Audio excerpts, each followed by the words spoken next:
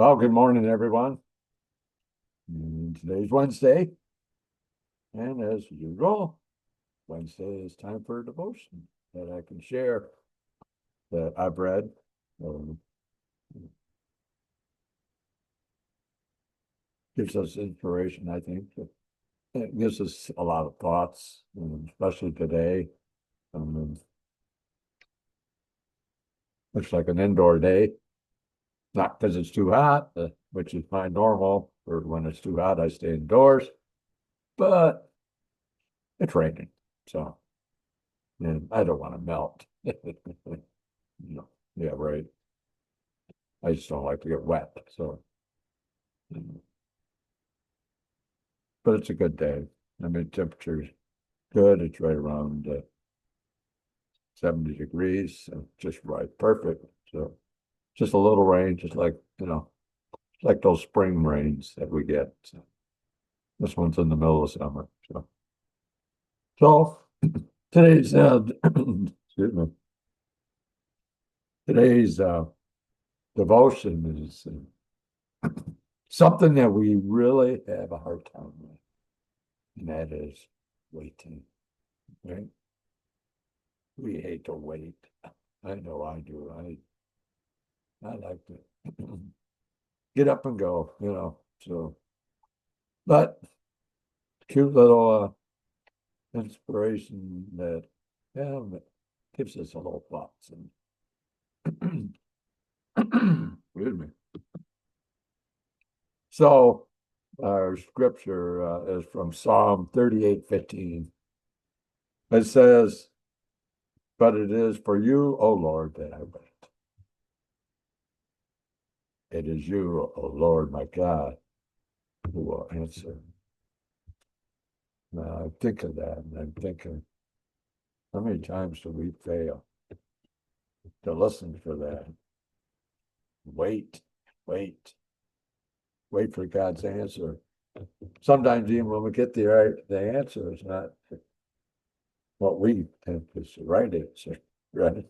So, but let's go on. This is one of the writers is either John Schroeder or Shane McGrath. Thought of a book that cute says, "Dear Lord, they want me to give the devotion." A lot of people have a hard time. I enjoy them.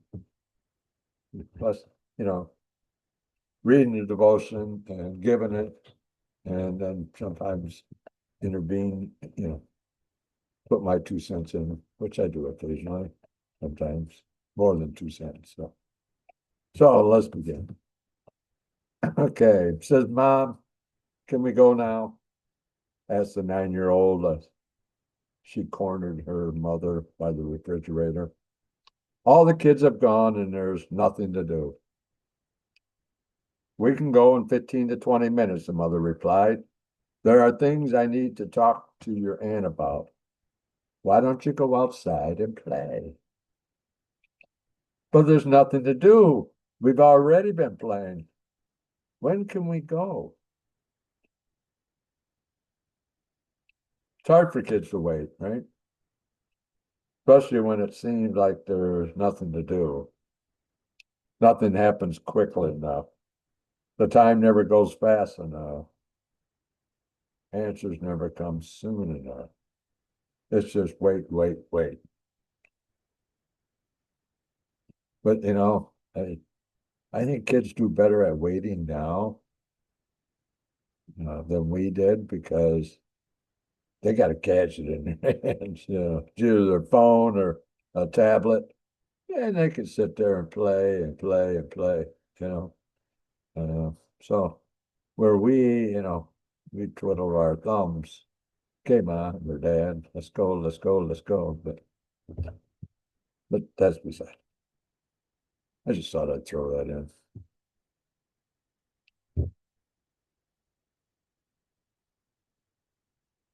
We come to think of it, it's hard to wait as adults, right? Forget about the few minutes in the grocery store checkout line or waiting for the pickles to be placed on your hamburger or even waiting for the construction traffic congestion to clear while driving in the car. That's kid stuff, right? I mean, it's like, I hate when I have to wait for the bridge to close. Thing goes up, it seems like it's there up in the air for 5, 10 minutes, and it's usually not even 5 minutes. Grocery stores, they can try your patience. I used to get a kick out of back in the day. Of course, you don't see it very often today, is before they had self-checkouts, which helps. But I used to kid people that and I've seen it happen. A little lady, after she got her groceries up on the belt and they're sliding, lady said, the cashier says, okay, and gives you $100. Well, then the lady then pulls out her checkbook and writes, Kroger. There's the date, the amount, and signs it. She could have had that all done way before, while she was sitting there watching her groceries go by. Whatever. That's beside the point. I used to hate that. But now we have more issues than that. I mean, like I said, that's kid stuff. How about the times you're waiting for God when a serious life issue are surrounding you? Times when you wonder where in the world God is. How about the time during a major life transition? Times during an extended illness or the death of a loved one, or even a strained relationship with your spouse or friends. How about the times when you're not at fault, when the problem is not of your own making? When suddenly, out of nowhere, life throws you a curve ball. Or how about the time you've been patient and trusting in God's intervention? When you've done everything you're supposed to do and more, and yet nothing seems to happen. And we say, God, can we move on now? Is this one of the questions that may come to your mind? When can we leave that other stuff behind and get on to the good stuff? When can my life have real meaning? When will things get back to normal? When am I going to see the other side of the mountain? Great questions. Have you thought about some of those? I mean, really? When will things get back to normal? A lot of that was during the pandemic. When is it going to get back to normal? Take the face masks off. We can see our friends, our families. Go to church.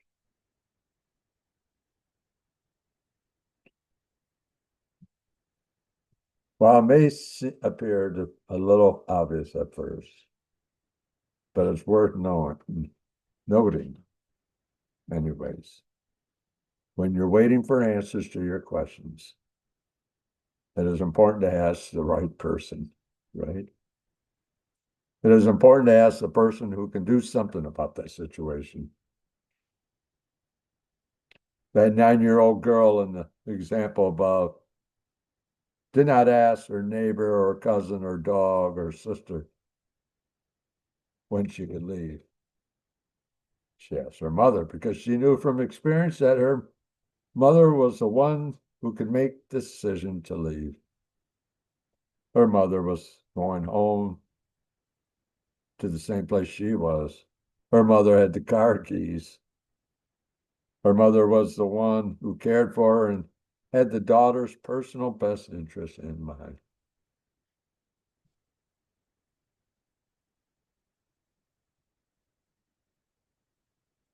The same thing is true when we are waiting for God.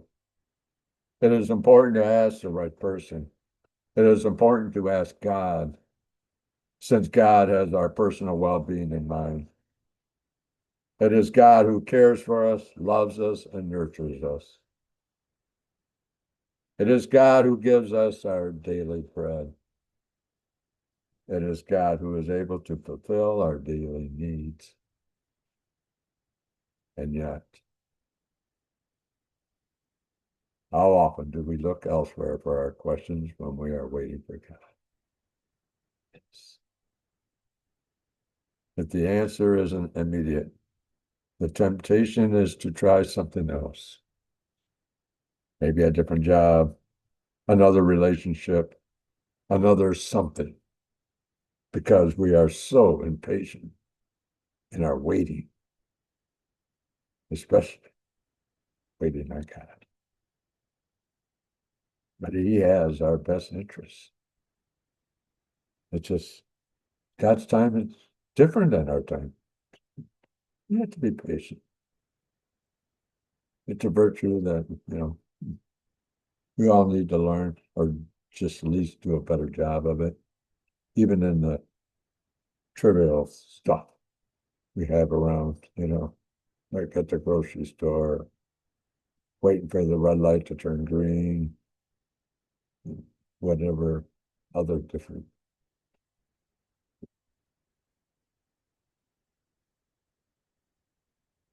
But as the psalmist said, it is for you, O Lord, that I wait.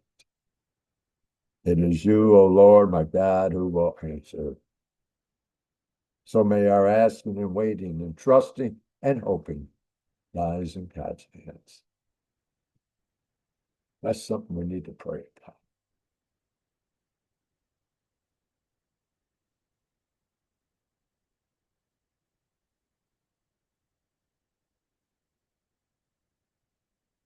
There's some questions. I think praying for waiting on God, because it's difficult to wait, right? How often have you waited? And think about it, as the more of the being impatient, did it speed up the time? No. It's like that bridge that goes up, it will come down when it's done, doing its job. That's letting the boats go through. So let's work on our patience this week and not be impatient with God, for He has our best interests for us.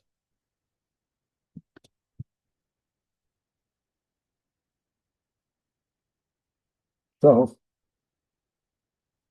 let's wait. Like I got to wait for the rain to stop. Right? So hopefully this give you some thoughts and pray about it. Pray for patience because we're all impatient, and need to work on it. Hopefully you have a good day today. If you like the rain, go out and play in it. Do one less day, you got to water your garden. And the farmers love some of this rain, as long as they don't get too much, flood their crops. But rain helps stuff grow, including your grass that you're going to have to cut later in the week. So have a blessed week and hope to see you on Sunday.